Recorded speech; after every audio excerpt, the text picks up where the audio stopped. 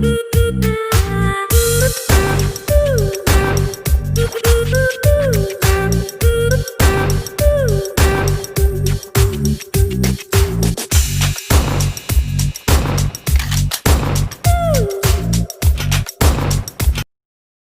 dear students, I am Manish Mandre. I am your faculty of English language. So this is the next session of tense, and in this session we will discuss about present perfect tense, present continuous tense and present perfect continuous tense. So all the remaining tenses of present tense we will cover in this video. So this video is going to be very helpful for your upcoming exams like bank and SSC. So watch the full video to get clear all your doubts. तो इससे पहले जो video था उसमें मैंने present simple tense को discuss किया हुआ था, और इसमें जो मैं आपको बताने वाला हूँ प्रेजेंट कंटीन्यूअस टेंस और परफेक्ट कंटीन्यूअस टेंस के बारे में इस वीडियो में आपको बताऊंगा। ठीक है, तो पूरे वीडियो को ध्यान से देखिएगा, यह वीडियो आपके लिए काफी हेल्पफुल रहेगा। ठीक है, तो चलिए स्टार्ट करते हैं। तो सबसे पहले हम यहाँ पे बात करते हैं प्रेजेंट कंटीन्यूअस की। ठीक है, तो प्रेजेंट कंटीन्यूअस से आप लोग क्या समझते हैं? तो सबसे पहली चीज ये है कि आप इसमें एक बात देख रहे होंगे, प्रेजेंट कंटीन्यूअस का मतलब होता है कि भाई ऐसी कोई भी स्टेट या ऐसा कोई भी एक्शन जो राइट नाउ वर्तमान में चल रहा होता है। मतलब सिंपल वर्ड में कहूँ तो जिस समय पर हम बोल रहे होते हैं उसी समय पर अगर कोई भी काम हो रहा होता है तो उसको हम कंसीडर करते हैं प्रेजेंट कंटीन्यूअस टेंस में। ठीक है, लाइक फॉर एग्जाम्पल, अब देखिए मैं यहाँ पे इस एग्जाम्पल को आपको बता रहा हूँ। मैंने यहाँ पे बोला a boy is playing in the ground. ठीक है, अब इस सेंटेंस को अगर आप ध्यान से देखोगे तो मैंने इसमें ये बताया कि ये जो बॉय है वो क्या कर रहा है, ग्राउंड में खेल रहा है। ठीक है, मतलब जिस समय पर मैं बोल रहा हूँ उसी समय पर काम हो भी रहा है। करेक्ट, फिर मैं आगे बढ़ता हूँ। नेक्स्ट अगर मैं यहाँ पे बोलूँ I am teaching English, I am teaching English. ठीक है, तो आप इस सेंटेंस को भी देखो तो मतलब क्या, जिस समय पर बोल रहा हूँ उसी समय पर मैं आप लोगों को पढ़ा भी रहा हूँ। ठीक है, तो मैंने बोला आई एम टीचिंग इंग्लिश, तो आप देख रहे हो जिस समय पर बोल रहा हूँ उस समय पर एक्शन हो भी रहा। तो ऐसे इवेंट्स को बताने के लिए मैं यूज कर रहा हूँ प्रेजेंट कंटीन्यूअस टेंस का। तो आई होप कि ये सारा कॉन्सेप्ट आपको क्लियर हो गया होगा कि भाई यहाँ पे क्या है, मतलब ऐसे स्टेटमेंट्स जो राइट नाउ चल रहे होते हैं उनको कंसीडर किया जाता है प्रेजेंट कंटीन्यूअस टेंस में। ठीक, तो आगे बढ़ते हैं इसके फॉर्मूले की तरफ। फॉर्मूले को समझते हैं फिर कॉन्सेप्ट को भी हम समझेंगे। ठीक है, ये सिर्फ ओवरव्यू दिया मैंने आपको। तो चलिए देखिए, सबसे पहली चीज जो है आपको फॉर्मूले पता होने चाहिए। ठीक है, इसके फॉर्मूले क्या होते हैं देखिए, हम यहाँ पे बात करते हैं फॉर्मूलाज। ये सबको रटे हुए होना चाहिए, याद होना चाहिए आपको। ठीक, तो चलिए देखते हैं हम यहाँ पे फॉर्मूला होता है इसका subject plus is am are, जो कि एक हेल्पिंग वर्ब होती है इसकी, plus V1 plus ING plus object. ये फॉर्मूला है असर्टिव का। असर्टिव किसी किसी बुक में आपको ये अफर्मेटिव भी देखने को मिलेगा। So both are same. ठीक है, नेक्स्ट इसका नेगेटिव फॉर्मूला होता है subject plus is am are, उसके बाद यहाँ पे not V1 plus ING plus object. ठीक है, तो ये इसका हो गया नेगेटिव फॉर्मूला। इसका इंट्रोगेटिव फॉर्मूला आपको हो जाएगा is am are subject plus V1 plus ING plus object. This is interrogative, ये आपका इंट्रोगेटिव फॉर्मूला बन गया। इसी तरीके से एक और फॉर्मूला बनता है इसका interrogative negative, is am are plus subject plus not plus V1 plus ING plus object. This is called interrogative and negative. मतलब ये कि ये इंट्रोगेटिव भी होता है और ये नेगेटिव भी होता है। तो आप इस बात का भी ध्यान रखिए, इनमें क्वेश्चन मार्क लगेगा दोनों में। ठीक है, तो आप यहाँ पे देख सकते हैं ये इंट्रोगेटिव है, ये इंट्रोगेटिव नेगेटिव है। अब बात करें इसके शॉर्ट फॉर्म की। शॉर्ट फॉर्म्स भी आपको पता होने चाहिए। तो देखिए, जैसे अगर मैं यहाँ पे बोलता हूँ इज नॉट, तो इज नॉट का शॉर्ट फॉर्म क्या होता है? इज नॉट का शॉर्ट फॉर्म होता है इजंट। ठीक है, इसी तरीके से अगर हम यहाँ पे बोले आर नॉट, तो आर नॉट का शॉर्ट फॉर्म क्या होगा? इसका शॉर्ट फॉर्म होगा आरएंट। ध्यान से देखिएगा। इसी तरीके से अब हमारे पास आता है एम नॉट, तो क्या इसका भी शॉर्ट फॉर्म होता है? तो एक बार ध्यान रखिए, स्पोकन इंग्लिश में आजकल लोग यूज करते हैं जो कि ये होता है, जबकि गलत है एंड, ये एब्सोल्युटली रॉन्ग है। इसको अभी तक रेमेडियस ने एक्सेप्ट नहीं किया है, तो हम इसे एग्जाम में करेक्ट नहीं करेंगे। ठीक है, तो जब भी हमें इसके शॉर्ट फॉर्म की रिक्वायरमेंट होगी तो उस कंडीशन में भी हम आरएंट का ही यूज करेंगे। ठीक है, तो एंट वर्ड का यूज नहीं करेंगे। सिंपल वर्ड कहूँ तो एम नॉट का शॉर्ट फॉर्म नहीं होता, तो आप क्या करोगे यहाँ पे आरंट का यूज करोगे, जो कि सिर्फ आपको क्वेश्चन टैग में काम पड़ेगा, क्वेश्चन टैग में आपसे पूछा जा सकता है, ठीक है। तो वहां पर आप क्या करोगे आरंट का यूज करोगे, ना कि एम नॉट का, ऐसा कुछ भी नहीं होता है इसका, ठीक है। तो या तो सीधा एम नॉट यूज करो नेगेटिव में या फिर आरंट। तो आई होप कि यहाँ तक चीजें क्लियर होगी होंगी, फिर मैं आगे बढ़ता हूँ। तो ये फॉर्मूले आप सबको याद होना चाहिए। अगर आपको फॉर्मूले याद नहीं है तो आप चैनल को नोट डाउन कर सकते हैं और इनका स्क्रीनशॉट लेके भी रख सकते हैं, ठीक है, जो कि आपको काम आएगा। जब तक आपको फॉर्मूले याद नहीं, आगे के टेंस आपको समझ में नहीं आएंगे, ठीक है। बेसिक कॉन्सेप्ट है, सारे टेंस एक जैसे होते हैं, सिर्फ आपको फॉर्मूले को बदलना होता है बस। तो चलिए देखिए, सबसे पहले अगर मैं यहाँ पे बात करूं तो इसमें आपको एक बात याद रखना है, वो चीजें जो राइट नाउ चल रही होती है, ठीक है। तो इसमें आपको इतना याद रखना है, एक्शंस और event which are in continuation, ठीक है। मतलब हिंदी में इसका मतलब ये हुआ कि वो घटनाएं जो राइट नाउ वर्तमान में चल रही होती हैं, उनको डिनोट करने के लिए आप किसी भी टेंस का यूज करोगे तो वो होगा प्रेजेंट कंटिन्यूअस टेंस। इस बात का आपको ध्यान रखना है। जैसे फॉर एग्जाम्पल मैंने आप लिखा माई फादर इज टेकिंग टी। अब इस सेंटेंस मैंने बोला कि जो मेरे फादर है वो क्या कर रहे हैं, एक तरीके से वो चाय पी रहे हैं, ठीक है। तो ये चीज आपको यहाँ तक क्लियर हो गई होगी, my father is taking tea, मतलब right now what I am saying, इस समय पर जो मेरे फादर है वो चाय पी रहे हैं, ठीक है। तो इज इट क्लियर। नेक्स्ट देखते हैं, भाई मैंने यहाँ पे लिखा David is watching a movie, ठीक है। तो ये समझना आपको डेविड इस समय पे क्या कर रहा है, डेविड यहाँ पे मूवी देख रहा है, ठीक है। तो राइट नाउ एट प्रेजेंट वर्तमान में डेविड यहाँ पे मूवी देख रहा है। तो आई होप ये भी क्लियर हो गया होगा। तो वो सेंटेंस जो वर्तमान में चल रहे होते हैं, ठीक है। दूसरा पॉइंट देखते हैं।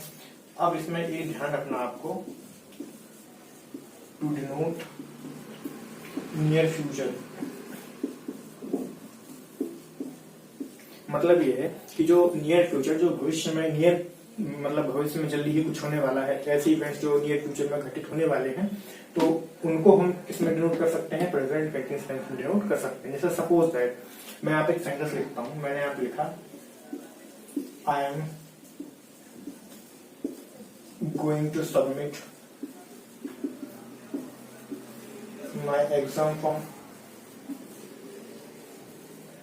मान लो मैंने सेंटेंस बोला कि मैं अपना एग्जाम फॉर्म सबमिट करने वाला हूं, मतलब ये हुआ कि मैंने अभी तक एग्जाम फॉर्म सबमिट नहीं किया है, बट आज कल में मैं अपना एग्जाम फॉर्म सबमिट कर दूंगा, ठीक है।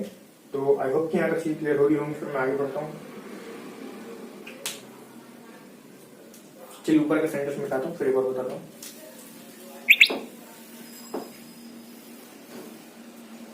अब इसमें अगर आप देखोगे तो मैं इसको एक तरीके से और लिख सकते हैं। एक और सेंटेंस मैं आपको यहाँ पे बता रहा हूँ। जैसे आप कई बार ट्रेन में ट्रेवल करते होंगे, तो ट्रेन में जो अनाउंसमेंट आप सुनते हैं, अनाउंसमेंट में कुछ इस तरीके से होता है, आपने देखा होगा, the train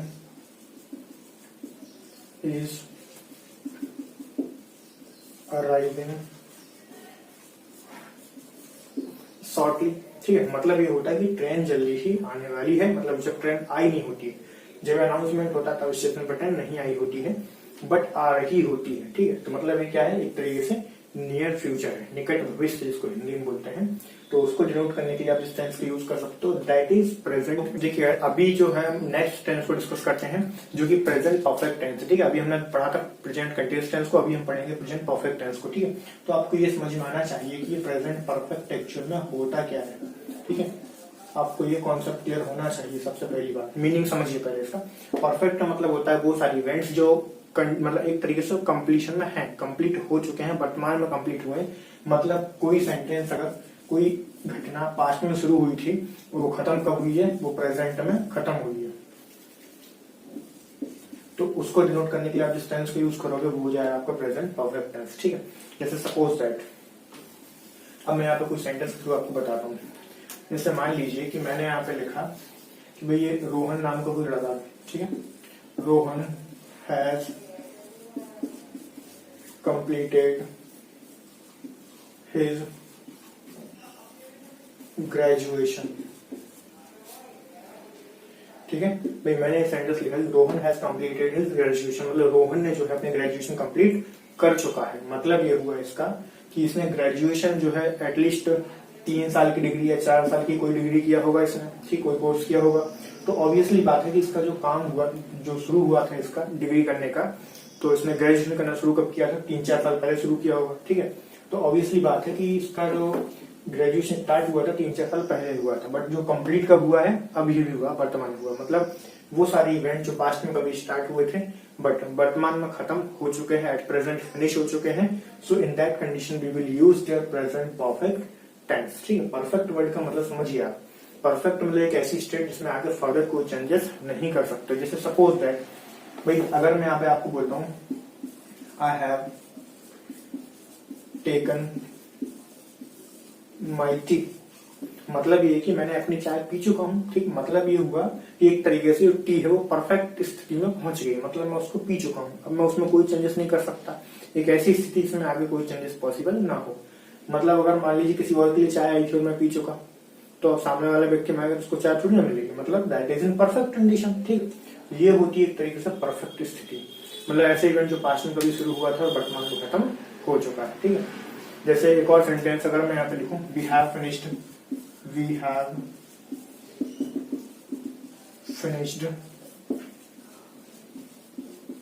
present continuous tense. मतलब देखिए, मैंने आपको भी लाइव एग्जांपल दिया कि हमने अभी अभी क्या खत्म किया है? Present continuous tense. मतलब हमने कुछ देर पहले स्टार्ट किया था, बट राइट नाउ वर्तमान में उसका स्टेटस ये है कि वो फिनिश हो चुका है। सो व्हाट इट, यहाँ तक चीजें आपको क्लियर होगी, फिर मैं आगे बढ़ता हूँ। चलिए देखते हैं। तो ये मैंने आपको बेसिक चीजें कॉन्सेप्ट बता दिया, आई होप कि समझ में आगे होगा, ठीक है।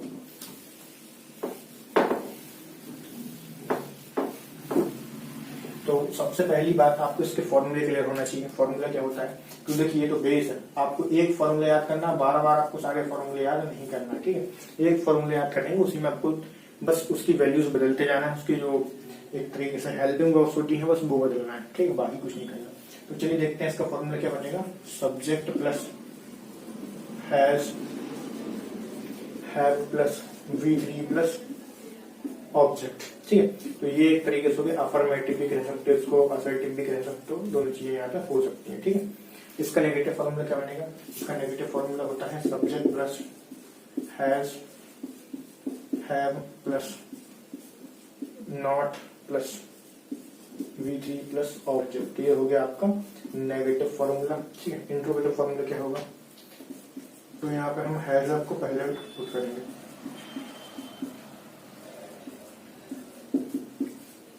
Has plus subject plus V3 plus object. तो ये हो गया आपका इंट्रोगेटिव फॉर्मूला, ठीक है। अब इसका इंट्रोगेटिव नेगेटिव भी बनता है, तो उसको हम इस तरीके से बनाएंगे, has, have plus subject plus not plus V3 plus object. So this is interrogative and negative. इसको मैं इंट्रोगेटिव नेगेटिव दोनों कह सकता हूँ। इसको मैं एक तरीके से और लिख सकता हूँ शॉर्ट फॉर्म पे यूज करके, तो मैं इसको ऐसे लिख सकता हूँ, हैजंट या फिर haven't plus subject plus V3 plus object. तो ये भी इंट्रोगेटिव एंड नेगेटिव ही होगा, ठीक है। तो इसमें आपको एक बात याद रखनी है कि अगर मैंने यहाँ पे हैज नॉट हैवंट की जगह पे हैजंट हैवंट यूज किया है, हैज नॉट हैव नॉट की जगह पे, तो मैं सब्जेक्ट के बाद दोबारा नॉट का यूज नहीं करूंगा, ठीक है। इस बात का ध्यान रखना है। और एक चीज और देखिएगा, जैसे हैज का यूज हम करते हैं यहाँ पे सिंगुलर सब्जेक्ट के साथ। कहाँ पे करेंगे? जो भी हमारे सिंगुलर सब्जेक्ट होंगे तो उनके साथ हम यूज करते हैं हैज का, जैसे ही, शी, इट या फिर किसी का नाम, ठीक है। तो इसके साथ हम यूज करेंगे हैज का।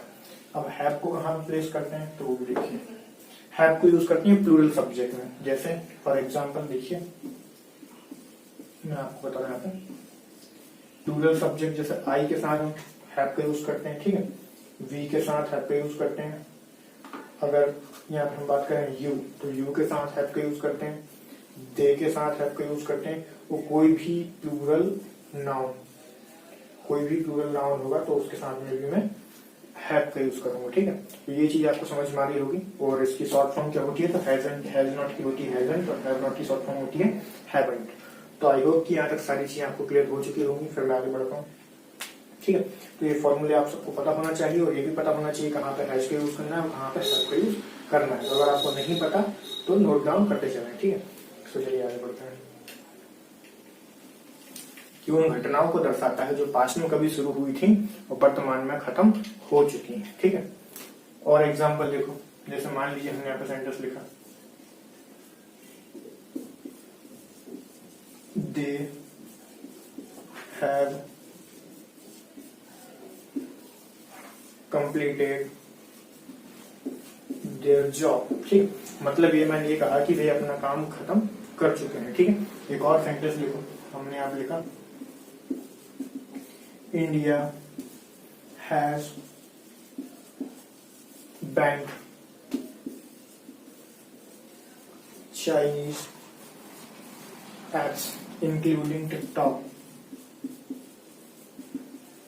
एंड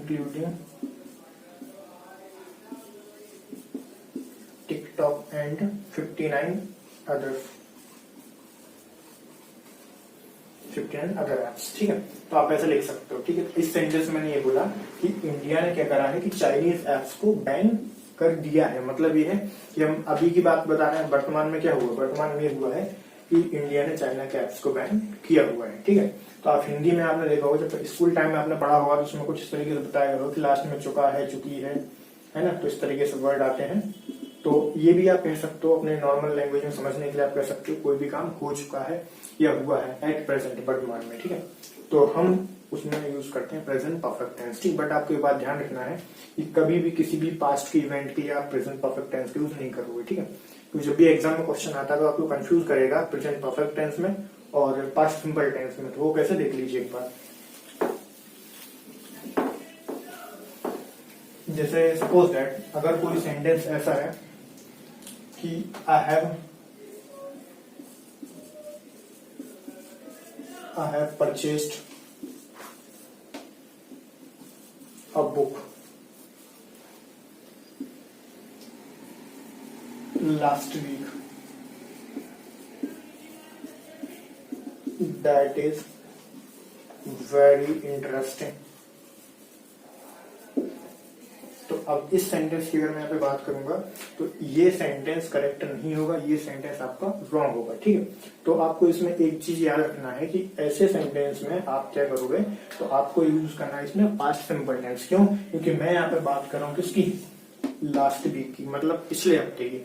जो क्लियरली बोल रहा है कि पिछले हफ्ते की बात कर रहा हूँ, तो वो तो पास्ट हुआ। जब कोई काम पास्ट में खत्म हो गया था, उसे प्रेजेंट तक लेकर नहीं आएंगे, तो क्या करेंगे, यहाँ से हैव को हम रिमूव कर देंगे, सेंटेंस हमारा करेक्ट हो जाएगा। तो मैं से बोलूंगा I purchase a book last week that is, अब यहाँ पे एक चीज और लिखने पर दैट इज नहीं आएगा, फिर क्या जाएगा, दैट वॉज, या फिर यहाँ सेंटेंस को आप अलग करिए, ठीक है। तो मैं ऐसा बोल सकूँ दैट इज वेरी इंटरेस्टिंग, जो कि बहुत इंटरेस्टिंग है, ठीक है। तो ओवरऑल बात ये कि आपको करना क्या है इसमें, आप यहाँ से हैव को रिमूव करोगे तब सेंटेंस आपका करेक्ट होगा, ठीक है। तो आप यहाँ से दूसरा सेंटेंस बना सकते हो तो वो करेक्ट हो जाएगा, ठीक है। आप इतना सेंटेंस लिखिए, इतने में भी आपको समझ आ जाएंगी चीजें। तो मतलब यहाँ पे मैंने यूज किया है लास्ट वीक, तो लास्ट वीक की वजह से मैं यहाँ पे हैव का यूज नहीं करूंगा, गॉट इट, ठीक। आगे बढ़ते हैं। तो आई होप कि ये प्रेजेंट परफेक्ट टेंस आपको क्लियर हो गया होगा। फिर मैं आगे बढ़ूं, ये था हमारा प्रेजेंट परफेक्ट टेंस। तो नेक्स्ट हमारे पास है प्रेजेंट परफेक्ट कंटिन्यूअस, हम उसको डिस्कस करते हैं। तो चलिए देखिए, हम यहाँ पे बात कर रहे हैं प्रेजेंट परफेक्ट कंटिन्यूअस।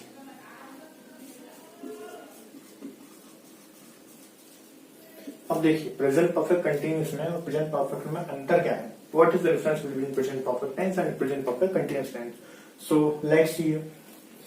तो देखिए जो प्रेजेंट परफेक्ट टेंस होता है वो ये बताता है कि कोई एक्शन, कोई इवेंट अगर पास्ट में शुरू हुआ था तो वर्तमान में खत्म हुआ, तो हम वहां पे यूज करेंगे प्रेजेंट परफेक्ट टेंस का, ठीक है। बट अगर मान लीजिए कोई भी सेंटेंस था, वो सेंटेंस आपका पास्ट में कभी शुरू हुआ था, ठीक है, पास्ट में कभी शुरू हुआ था और अभी भी खत्म नहीं हुआ है, मतलब अभी भी चल रहा है, ठीक है। तो उस सेंटेंस को डिनोट करने के लिए मैं कौन सा टेंस यूज करूंगा, प्रेजेंट परफेक्ट कंटिन्यूअस टेंस का, ठीक है। तो चलिए देखिए डेफिनेशन एक बार फिर से बोल रहा हूँ, अगर आपको क्लियर नहीं हुई हो तो समझ लीजिए It denotes actions or events which started in the past and still in continuation. In Hindi में मतलब ये होगा कि ऐसा कोई भी इवेंट है, ऐसी कोई भी घटना जो पास्ट में कभी शुरू हुई थी और अभी भी चल रही है, खत्म नहीं हुई है। तो उस सेंटेंस को बताने के लिए मैं जिस टेंस का यूज करूंगा वो होगा प्रेजेंट परफेक्ट कंटीन्यूअस टेंस। ठीक है, इसका फॉर्मूला आपको पता होना चाहिए। तो मैं एग्जांपल के थ्रू भी समझा रहा हूँ। इसका जो फॉर्मूला होता है वो होता है subject plus has, have, been plus V1 plus ING plus object, फिर अकॉर्डिंग टू नीड हम यहाँ पे सिंस या फिर फॉर का यूज करेंगे। ठीक है, तो मैं यहाँ पे सिंस या फॉर का यूज करूंगा। Got it? यहाँ तक चीजें क्लियर हो रही हैं? ठीक, आगे बढ़ते हैं। नेक्स्ट इसका जो फॉर्मूला होता है subject plus has, have, not, फिर आएगा been, V1 plus ING plus. अब देखिए कई बार आपको ऐसा भी देखने को मिल सकता है, आप चाहो तो यहाँ पर भी सेंस फॉर भी यूज कर सकते हो, फॉर्मूला गलत नहीं होगा। ये भी सही है और ये भी सही, दोनों तरीके से आप इसको लिख सकते हो। ठीक है, सेंस या फिर फॉर प्लस ऑब्जेक्ट। इसका इंट्रोगेटिव फॉर्मूला बनाऊंगा तो सेम कुछ नहीं करना मुझे, यहाँ पर हैज या फिर हैव का यूज करूंगा मैं। ठीक है, फिर मैं यहाँ पे यूज करूंगा सब्जेक्ट। ठीक है, फिर मैं यहाँ पे यूज करूंगा बीन, V1, फिर ING प्लस सिंस या फिर फॉर का यूज करेंगे, फॉर प्लस ऑब्जेक्ट। ये हो गया आपका इंट्रोगेटिव, ये होगा आपका नेगेटिव, ये था आपका अफर्मेटिव। ठीक है, अब देखना इंट्रोगेटिव नेगेटिव क्या बनाएंगे।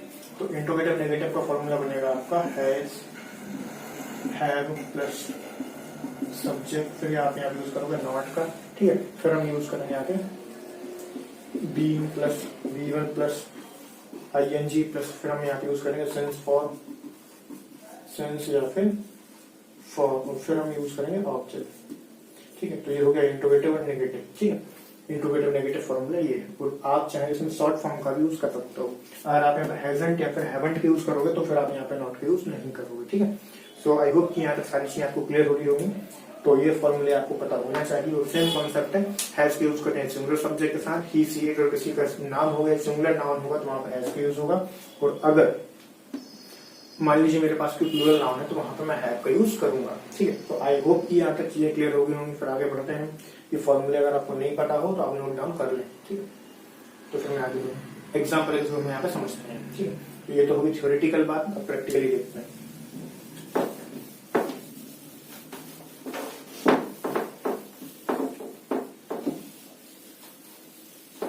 तो चलिए देखिए एग्जाम्पल के थ्रू समझिए आप यहाँ पे। जैसे मान लीजिए मैंने यहाँ पे सेंटेंस लिखा, जैसे कोई भी व्यक्ति है, मैंने यहाँ पे लिखा माइकल। अब ये माइकल नाम की व्यक्ति है। Michael has been living in Delhi since 1997। ठीक है, मतलब ये हुआ कि मैं यहाँ पे ये कह रहा हूँ कि माइकल नाम का व्यक्ति है, दिल्ली में 1997 से रह रहा है, और मतलब ये हुआ कि स्टिल लिविंग। ठीक है, अभी उसने दिल्ली छोड़ा नहीं है। ठीक है, तो क्या कर रहा, अभी भी दिल्ली में रह रहा है। ठीक है, एक और सेंटेंस देखिए, तो हमने यहाँ पे लिखा his father has been working in this hospital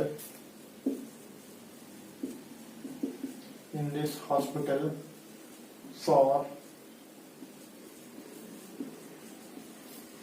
10 years। ठीक है, तो इस सेंटेंस में ये कह रहा हूँ कि उसके जो फादर हैं वो इस हॉस्पिटल में कब से काम कर रहे हैं, 10 साल से। तो उन्होंने काम करना शुरू कब किया था, 10 साल पहले, और अभी भी वो अपना काम कर रहे हैं। ठीक है, तो यहाँ पे जो मैंने टेंस यूज कर रहा हूँ वो है प्रेजेंट परफेक्ट कंटिन्यूअस टेंस। मतलब ऐसे इवेंट, ऐसे स्टेटमेंट्स जो कि पास्ट में कभी शुरू हुए थे और अभी भी रनिंग है, मतलब अभी भी खत्म नहीं हुए हैं, they are still in continuation, अभी भी वो चल रहे हैं। तो वहां पे हम जो टेंस यूज करते हैं वो होता है प्रेजेंट परफेक्ट कंटिन्यूअस टेंस। तो आई होप कि ये भी चीजें क्लियर हो गई होंगी। अब एक और एग्जांपल लेके शायद आपको और अच्छे समझ आ जाए।